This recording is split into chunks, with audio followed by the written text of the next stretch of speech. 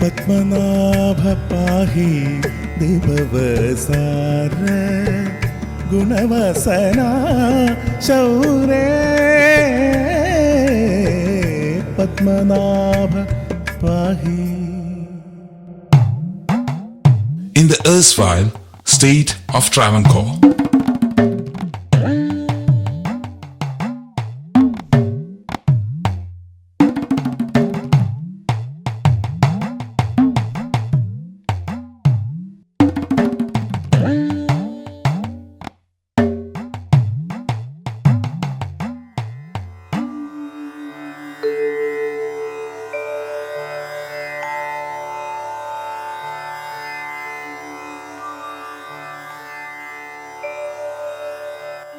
where the matriarchal system of inheritance had prevailed, the Maharaja's sons had no claim to the throne.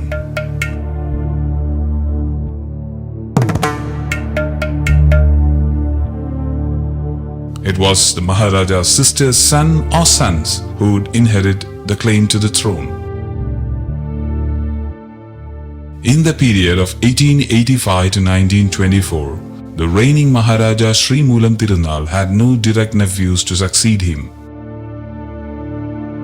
Hence, the existing senior Rani of Attingal and Travancore, Rani Laksmibai CI, had two sisters adopted from the ancestral home, the royal family of Mavelikara, into the ruling house of Travancore in 1894. Mahaprabha Tamburati's daughter Sri Sethu Lakshmibai and Kochikunyi Tamburati's daughter Sri Sethu Parvati Bhai earned the title of Sethu as they were born as a result of a holy dip at the sea in Rameswaram. With the permission of the British government, Maharaja Srimoolam Thirunal adopted these two royal ladies to the state of Travancore.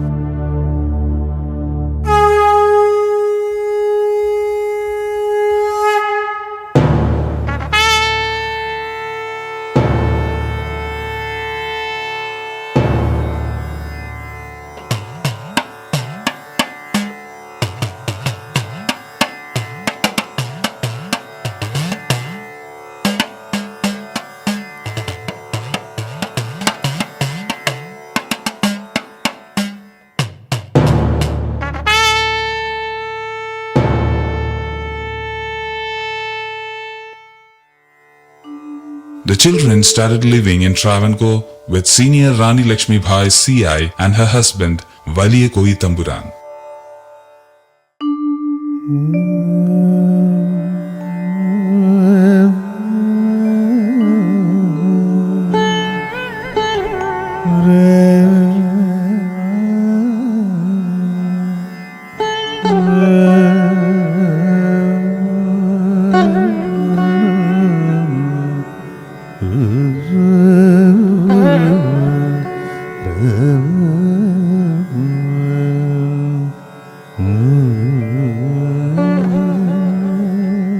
After a few months, in June 1901, the senior Rani Laksmibai CI passed away.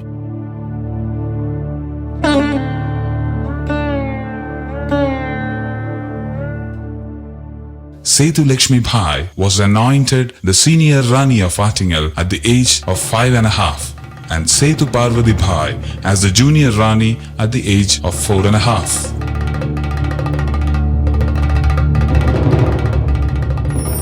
തിരുവിതാംകൂറിൻ്റെ ചരിത്ര വഴികളിൽ മലയാള വർഷം 5-ാം നൂറ്റാണ്ടിൽ ആദിത്യവർമ്മ തമ്പുരാനാണ് ദത്തെടുക്കലിന് നാന്ദി കുറിക്കുന്നത്. അന്നത്തെ ദത്തെടുക്കലിന് ശേഷം ആറ്റിങ്ങൽ എന്ന രാജ്യം തന്നെ രൂപപ്പെടുകയും മൂത്ത റാണിക്കും ഇളയ റാണിക്കും വേണ്ടി ആറ്റിങ്ങലിൽ ഒരു കൊട്ടാരം നിർമ്മിക്കുകയും ആ കൊട്ടാരത്തോട് ചേർന്ന് തന്നെ തിരുവിതാംകൂറിൻ്റെ ഭരദേവതാ സ്ഥാനമായ തിരുവറാട്ടുകാവ് ദേവിയെ കുടിയിരുത്തുകയും ചെയ്തിരുന്നു. ഈ പാരമ്പര്യ വഴിയിലൂടെയാണ് നമ്മുടെ റീജൻ്റ് റാണിയായ സേതു ലക്ഷ്മിഭായി തമ്പുരാട്ടിയും വരുന്നത്. മറ്റൊന്ന് ചിന്തിക്കുമ്പോൾ സേതു ലക്ഷ്മിഭായി തമ്പുരാട്ടി അതുപോലെ തന്നെ സേതു പാർവതി ഭായി തമ്പുരാട്ടി, ഈ രണ്ട് തമ്പുരാട്ടിമാരാണ് തിരുവിതാംകൂറിലേക്ക് അവസാനമായി ദത്തെടുത്ത് എത്തപ്പെടുന്ന തമ്പുരാട്ടിമാർ. After the death of his beloved wife, Rani Laksmibai C.I., the great scholar Valiyakoi Tampuran, who received the title of Kerala Kalidasa for the epic poem Mayura Sandesham, became the local guardian of the two sisters.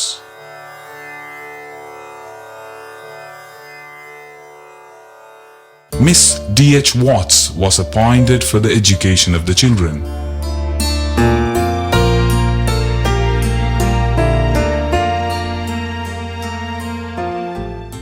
On May 6, 1906, Sri Ramavarma Valiyakoi Tampuran from the Haripar Palace got married to Rani Sethu Lakshmibai. On 25th April 1907, the junior Rani was married to Sri Ravi Varma of Kilimanur Palace.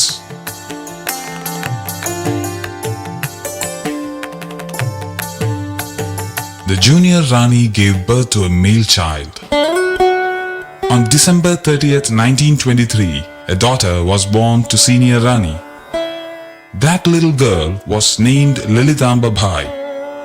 During this period, the Maharaja fell ill and the condition got severe. The Maharaja passed away at 7th August 1924.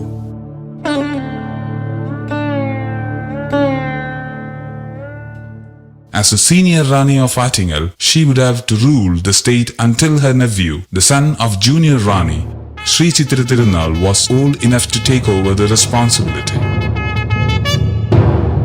Regent Maharani Sethu Lakshmibai, who ruled the state of Travancore from 1924 to 1931, was an exceptional ruler. During the brief period of her tenure, she introduced many reforms to modernize her state. One of the most important reforms was the opening up of the road leading to Vaikam Temple to the scheduled caste.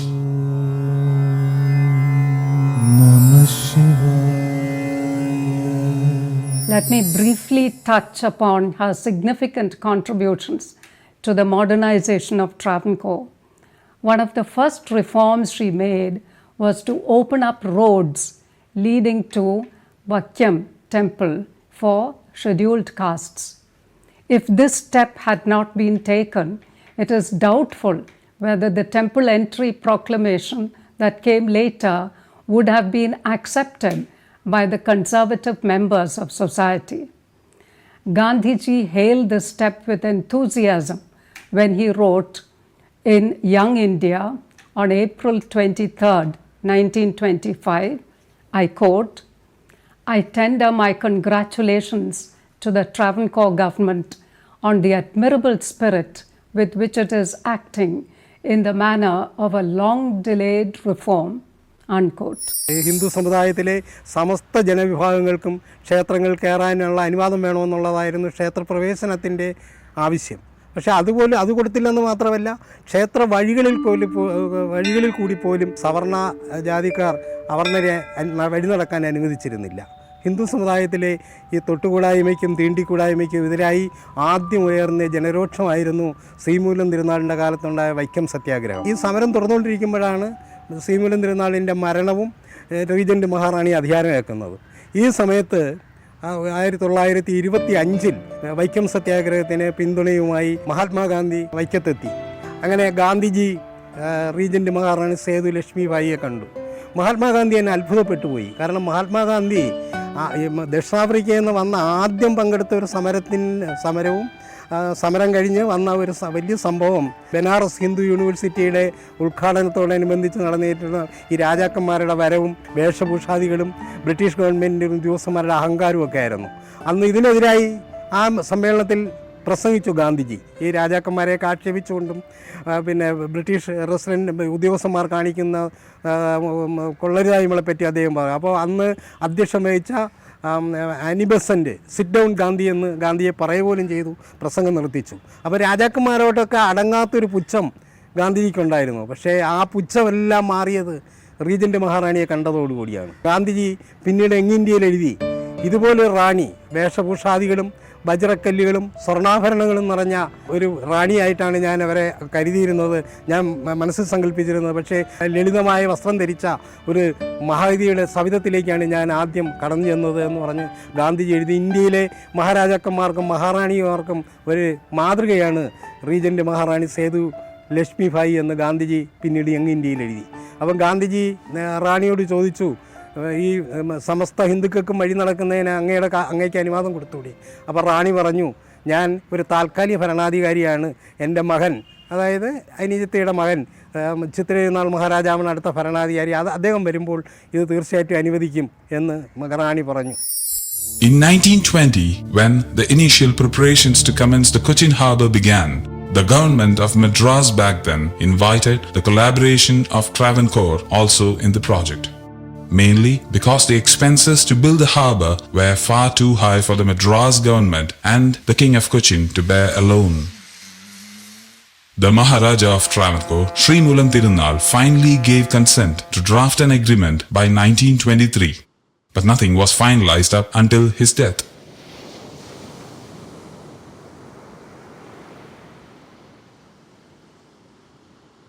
When Maharani Sethu Lakshmibai came to power, the discussions about the Cochin harbour resumed. Despite numerous protests against the projects within Travancore, Her Highness decided to sign the agreement on the 23rd of July 1925. She became a part of one of the most momentous developments in the history of South India that earned Cochin the title of the Queen of the Arabian Sea.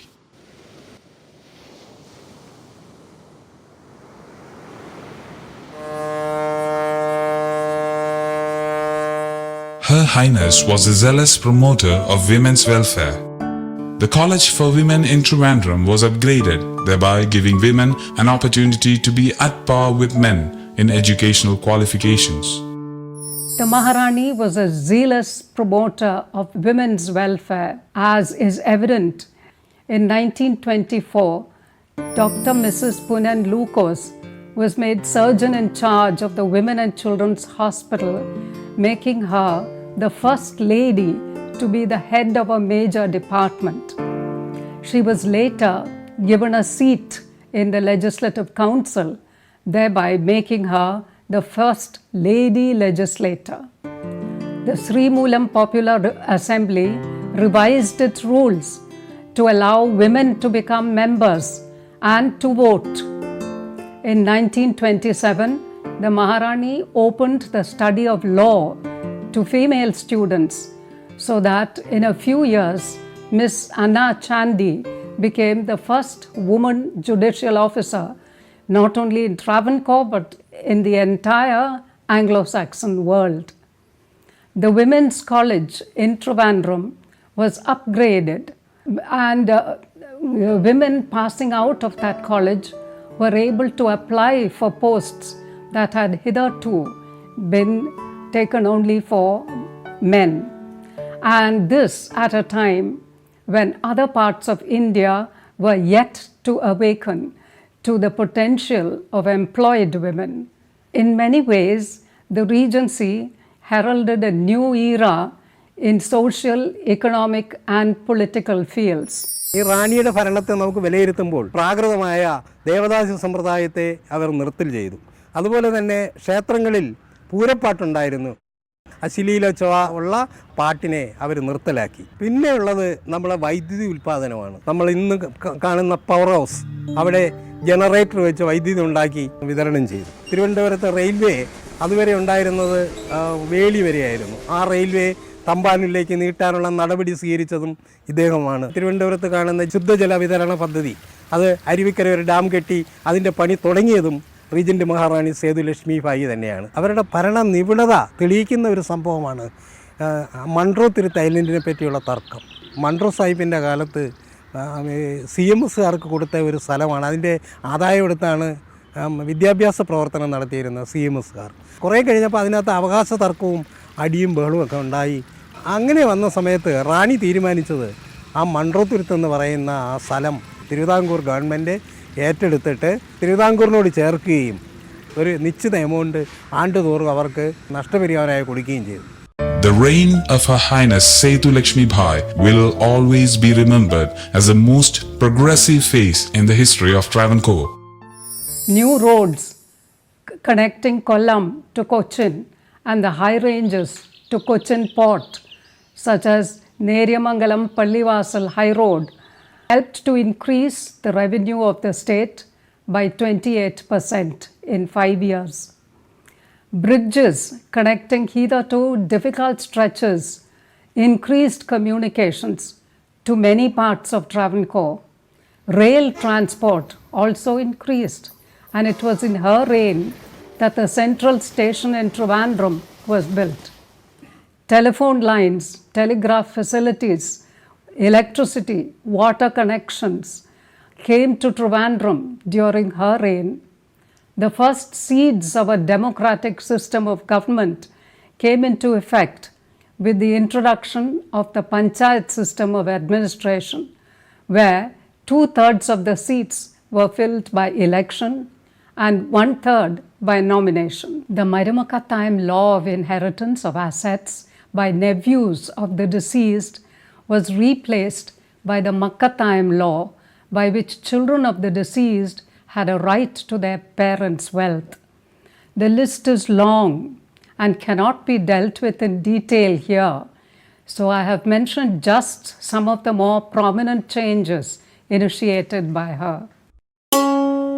It was time for the Maharaja Chittira Thirunal Balaramarama to proceed to Mysore for administrative training.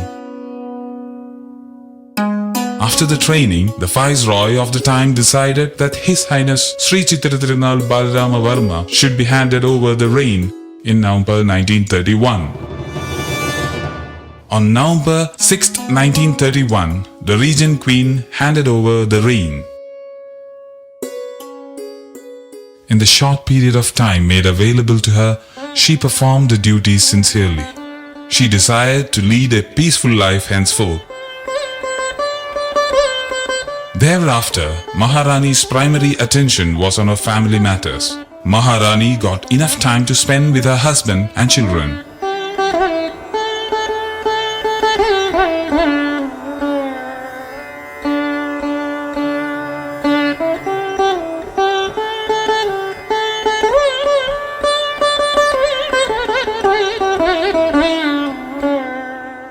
In the year 1938, when Lalita turned 14 years old, both the Valiyakoi Thampuran and the senior Maharani decided to get her married. She was married to Kerala Varma of the Kilimanur Palace. In June 1945, when Indira turned 18, her marriage was arranged. In 1956, senior Maharani's servants decided to form a union under the leadership of the new driver appointed by the Valiyakoi Thampuran. This incident caused much anguish to the Maharani and her family. She decided there was no point in her continuing to stay on at Trivandrum. The thought that she would never return to her beloved land again brought tears to her eyes.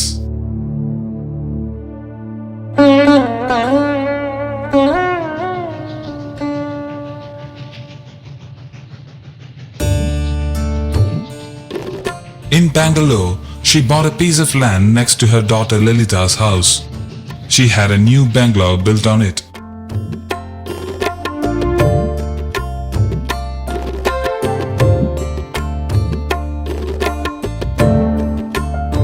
In 1972, the central government stopped the payment of privy purses of all royal families of India. Thus, the senior Maharani's pension was also stopped. She accepted that reality with utmost serenity. 1963 August 24 ആയിരുന്നു ഞാനും മഹാറാണി സേതുലക്ഷ്മിബായിയുടെ കൊച്ചുമകളായ പാർവതി വർമ്മയും തമ്മിലുള്ള വിവാഹം. കൊച്ചി രാജകുടുംബവും തിരുവിതാംകൂർ രാജകുടുംബവും തമ്മിലുള്ള ആദ്യത്തെ വിവാഹമായിരുന്നതുകൊണ്ടായിരിക്കാം മാധ്യമങ്ങൾ ഇതിന് വളരെയധികം പ്രാധാന്യം കൽപ്പിച്ചിരുന്നു. ഏറെ താമസിയാതെ മഹാറാണിക്ക് കൊച്ചുമകളെ പിരിഞ്ഞിരിച്ചതിൻ്റെ പ്രയാസം കൊണ്ടായിരിക്കാം ഒരെഴുത്ത് വന്നു. ആ എഴുത്തിൽ പറഞ്ഞിരിക്കുന്നത്, ഒരു പൂർണ്ണ വളർച്ചയിലായിരിക്കുന്ന മരം പറിച്ച് വേറൊരു ദിക്കിൽ കൊണ്ട് നടുക. അവരുടെ ഭാഷയിൽ തന്നെ ഉപയോഗിക്കുകയാണെങ്കിൽ a fully grown tree has been wrenched and planted in a place. The only consolation is it is in a place where there is a lot of manure etcetera. In 1974, the Valiya Koyithampuran celebrated his 84th birthday.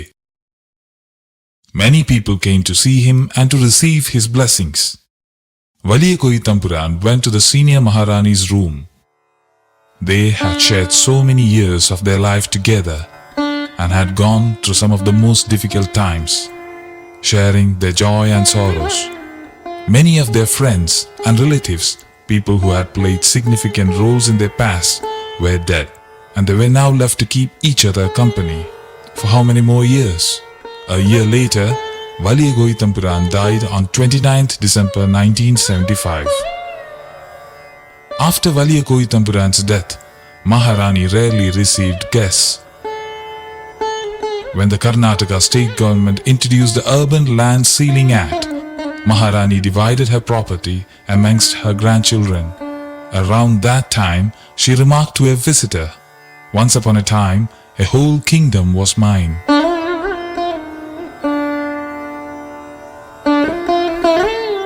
Later, I thought this house was mine, but it is no longer my own. Now to call my own, only this room remains. Saying so, Maharani smiled, but the visitor was moved to tears. Travancore രാജകുടുംബത്തിൻ്റെ ആധുനിക യുഗത്തിലേക്കുള്ള ചുവടുവയ്പ് നടന്ന ഒരു പക്ഷേ സേതുലക്ഷ്മിബായി തമ്പുരാട്ടിയുടെ കാലഘട്ടത്തിലായിരുന്നിരിക്കാം. ആ മഹാറാണിയുടെ വാസസ്ഥലമായിരുന്നു ഈ മനോഹരമായ 30 acre ക്യാമ്പസായ settlement palace എന്നറിയപ്പെടുന്ന കൊട്ടാരം. 1970കളിൽ 60ാമത്തെ വയസ്സിൽ ശ്രീ ചിത്ര തിരുനാൾ മഹാരാജാവിന് തൻ്റെ രാജ്യത്തെ ആളുകൾക്ക് വേണ്ടി ഒരു പ്രധാന health care centre Swiss model സ്റ്റൈലിൽ ഉണ്ടാക്കണമെന്നുള്ള ഒരു ആശയത്തോടു കൂടി ശ്രീ ചിത്ര മെഡിക്കൽ സെൻറ്റർ എന്നുള്ള ഒരു കൺസെപ്റ്റ് വിഭാവന ചെയ്തു.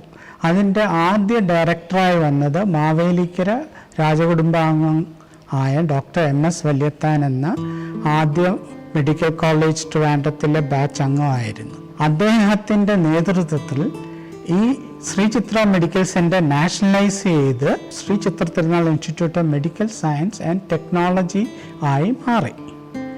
ആ സമയത്ത് R&D സെൻറ്റർ ബയോമെഡിക്കൽ ടെക്നോളജിക്ക് വേണ്ടി എവിടെയാണ് വിഭാവന ചെയ്യേണ്ടതെന്ന് ആലോചിച്ച് നടന്നപ്പോൾ ഡോക്ടർ വല്യത്താൻ രാജകുടുംബാംഗങ്ങളെ അപ്രോച്ച് ചെയ്തപ്പോൾ അവർ പറഞ്ഞു, മിച്ചഭൂമിയുടെ കോലാഹലത്തിൽ ഉൾപ്പെട്ടു കിടക്കുന്ന സേതുലക്ഷ്മിബായി തമ്പുരാട്ടിയുടെ സെറ്റിൽമെൻറ്റ് പാലസ് അവൈലബിൾ ആണല്ലോ, റാണിയെ ഒന്ന് അപ്രോച്ച് ചെയ്തുകൂടെ. അങ്ങനെ ഡോക്ടർ വല്യത്താൻ ബാംഗ്ലൂരിൽ സെറ്റിൽ ചെയ്ത മഹാറാണിയെ ഒരു അർദ്ധരാത്രിയിൽ ചെന്ന് കണ്ട് താക്കോൽക്കൂട്ടം വാങ്ങി റാണിയുടെ അനുഗ്രഹത്താൽ തുടങ്ങി വെച്ച ഒരു പ്രസ്ഥാനമാണ് ബയോമെഡിക്കൽ ടെക്നോളജി വിങ് എന്ന ശ്രീ ചിത്ര മെഡിക്കൽ സയൻസ് ആൻഡ് ടെക്നോളജിയുടെ ഈ ക്യാമ്പസ്. ഭാരതത്തിന് 1947 അർദ്ധരാത്രിയിൽ സ്വാതന്ത്ര്യം കിട്ടിയതുപോലെ ഒരു പ്രത്യേക ഒരു സാഹചര്യത്തിൽ അർദ്ധരാത്രിയിൽ താക്കോൽക്കൂട്ടം വാങ്ങി ഈ പ്രസ്ഥാനവും തുടങ്ങി വെച്ചത് രാഷ്ട്രത്തിന് വലിയൊരു നേട്ടമായിട്ട് നമുക്ക് കരുതാം.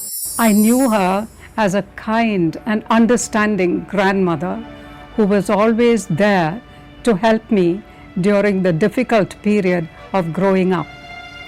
I would often marvel at the calm composure with which she accepted a changed lifestyle in Bangalore. She had given up the palace and all the comforts of a royal existence to lead an ordinary, simple life in Bangalore.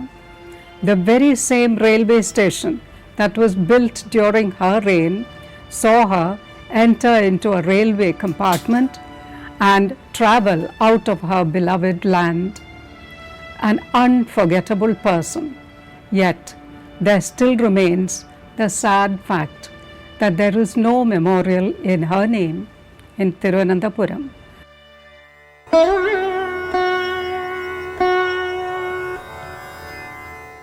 By February 1985, Maharani began to complain of a severe backache. No amount of medicine seemed to give her any relief. The best available medical facilities were provided, but eventually it was all in vain. She died on 22nd February 1985 at the Karnataka Medical Center.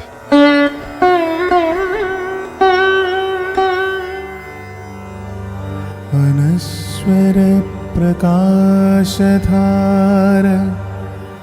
ചൊരിയുമീശ്വര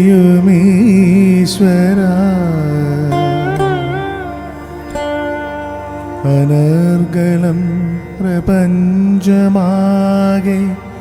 ശാന്തി തൂകിടൂ തുടങ്ങണം സമാന ചിന്ത എൻ്റെ ഹൃത്തിലും സമർപ്പണം പവിത്ര ലളിത ശുദ്ധിപൂരിതം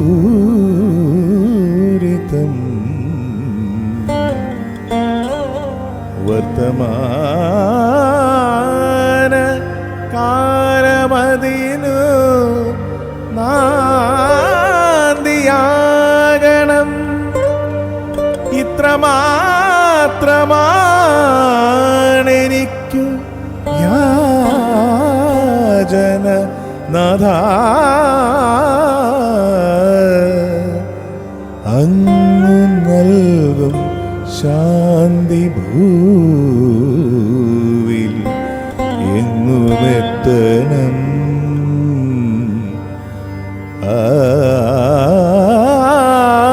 പ്രകാശ ധാര നെഞ്ചിലെന്നും പൂത്തു നിൽക്കണം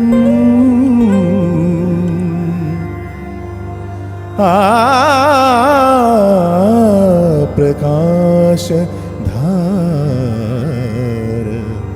നെഞ്ചിലെന്നും പൂത്തു